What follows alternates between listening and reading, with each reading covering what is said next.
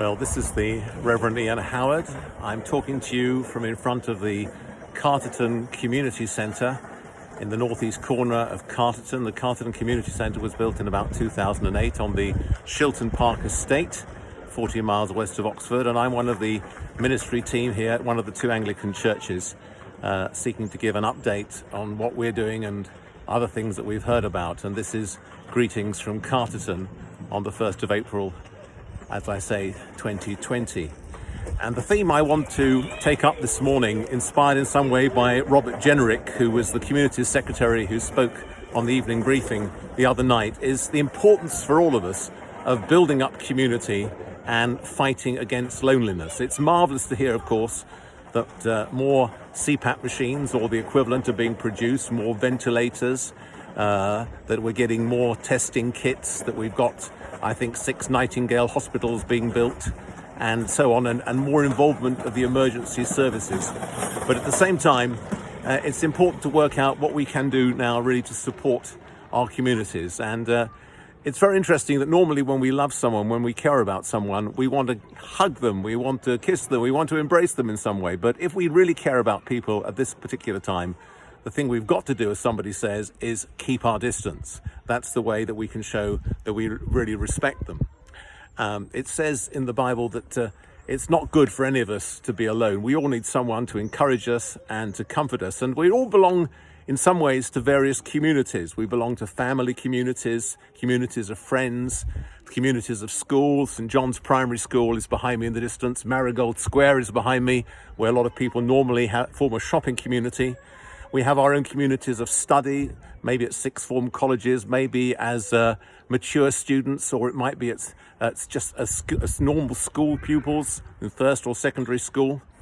We have our communities at church, we have our communities in the WI, we have our sports clubs, we have our leisure centres like the Carterton Leisure Centre, which has recently been extended.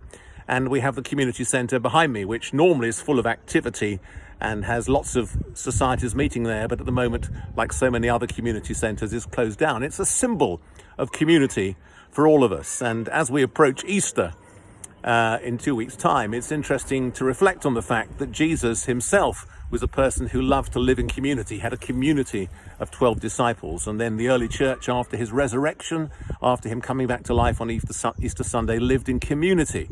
They thought it was very important to encourage one another.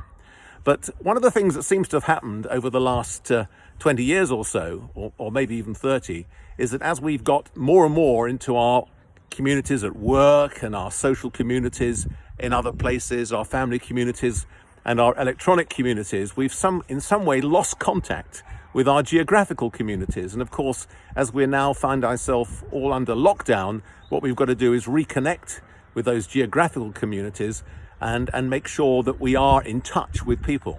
Now, for many of us who've got all the advantages of modern technology, even if we're living at home on our own, like I am, and this is my one outing of the day, even if we're living at home, we can stay in touch with people. But there are many people who don't have the computer, they don't have the iPad, they don't have the mobile phone. They've got their television, I think in most cases, or a radio, and they've got their old phone, but they're rather lost contact with people. In a recent survey, I think in 2018, the Co-op and the British Red Cross discovered that there were possibly 9 million lonely people in this country. Now, there are 67 million people in this country today. That's according to a 2019 survey.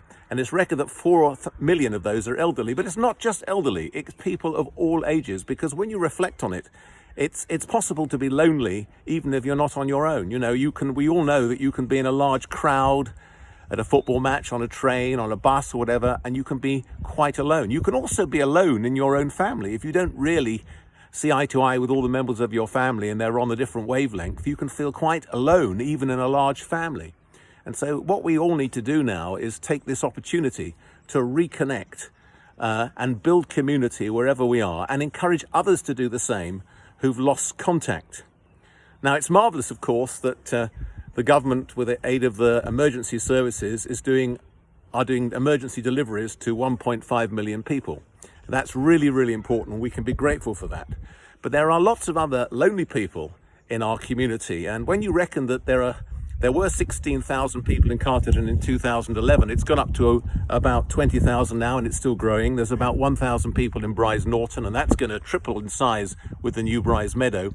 When you add all those figures together, you've probably got about 21,000 people, and I only give this as an example in our own community. Now, if 9 million is about 1/7 of the population of the UK, 67 million, then 1/9 of the local area where I happen to be is about 3,000 people. There could be 3,000 lonely people.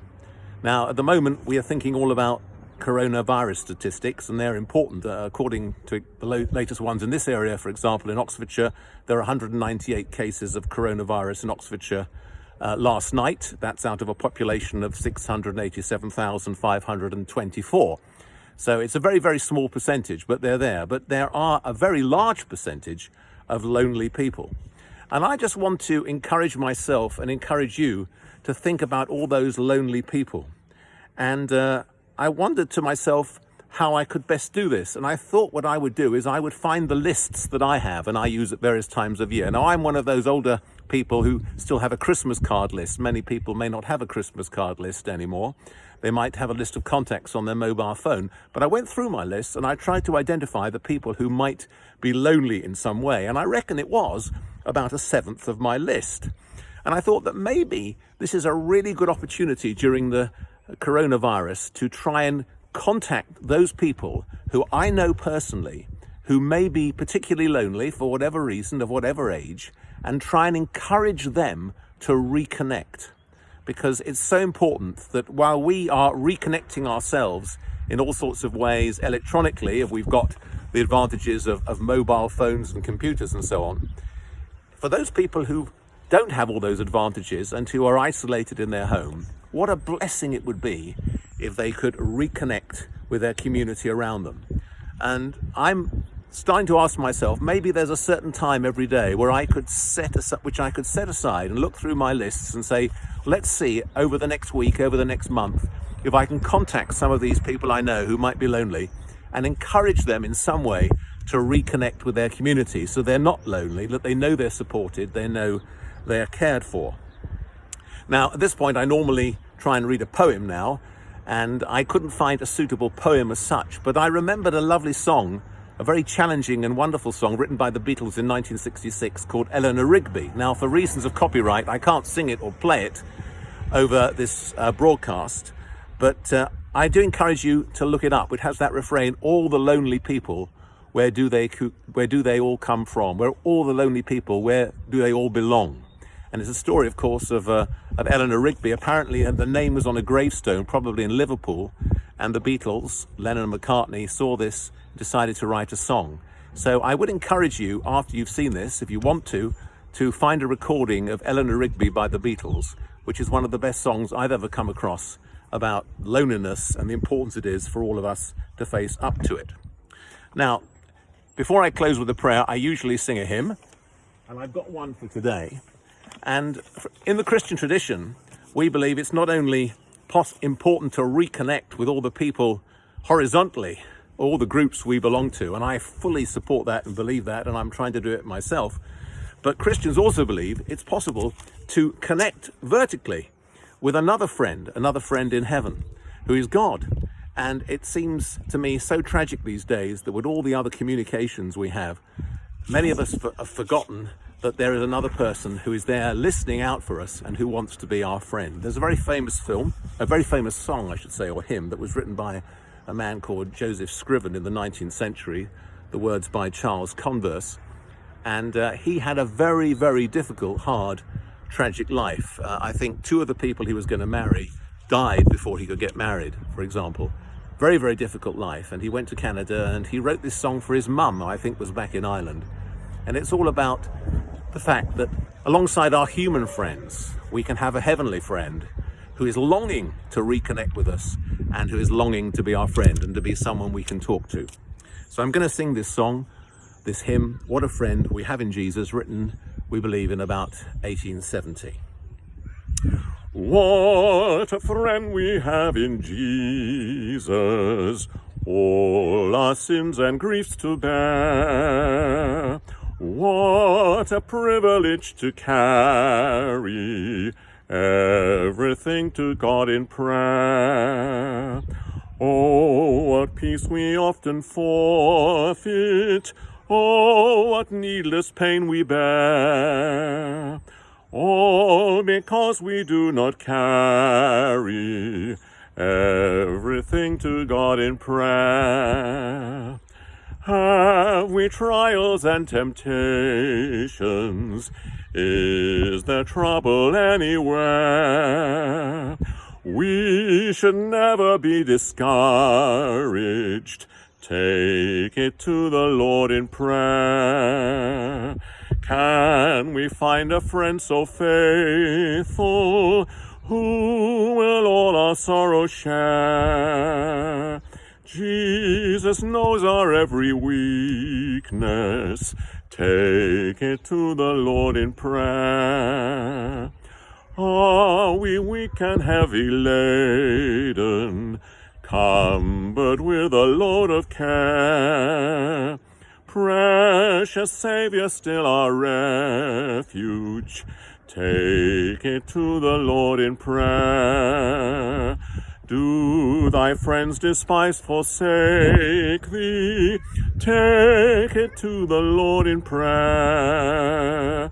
In his arms he'll take and shield thee. Thou wilt find a solace there.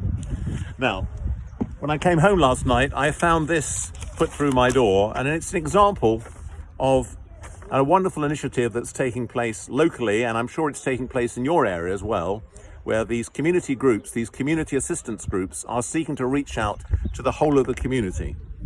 And they started about 2 weeks ago and have taken off, and I think there's about 2,500 members in our local community for Carterton and Bryce Norton.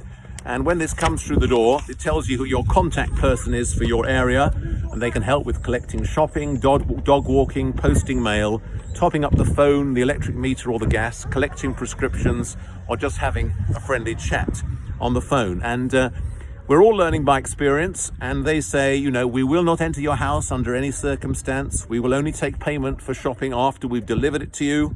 We will not share your details with any outside group. When delivering your items, we will leave them on the doorstep and we'll step away and so on. So tremendous amount of care. And there's also now tremendous emphasis on local coordination. Now, the number to ring locally is 01993 402 119. That's 01993 402 119. And I rang this morning, and there was a lovely lady who normally works on RAF Bryce Norton manning the phone, and I said, if we ring this number, aren't you going to be overwhelmed? And she said, no, we've got 10 lines here now working on this number with 10 extensions. So amazingly well organized already. So if you've got any sort of need, we would encourage you to ring that number 01993 402 119 if you're in our area with Carterton and Bryce Norton. Otherwise, find the own number for your area. David Melvin, who's mentioned on here, is happens to be a local councillor as well, and he will verify that the information that you're being given is valid if you ring his number as well, which is on here. So I just want to encourage you, and I want to encourage myself to take up all these options of reconnecting with all our friends and family everywhere, but most importantly, trying to find those people among our friends and family who have slightly lost contact and who need encouragement and help to reconnect. Let's help them to reconnect. And if there's nobody else they can reconnect with, which is obvious, let's encourage them to respond to this local call from our assistance group, and let's encourage them to ring that number 01993 402 119. So it's goodbye for today. Take care, God bless, and stay safe.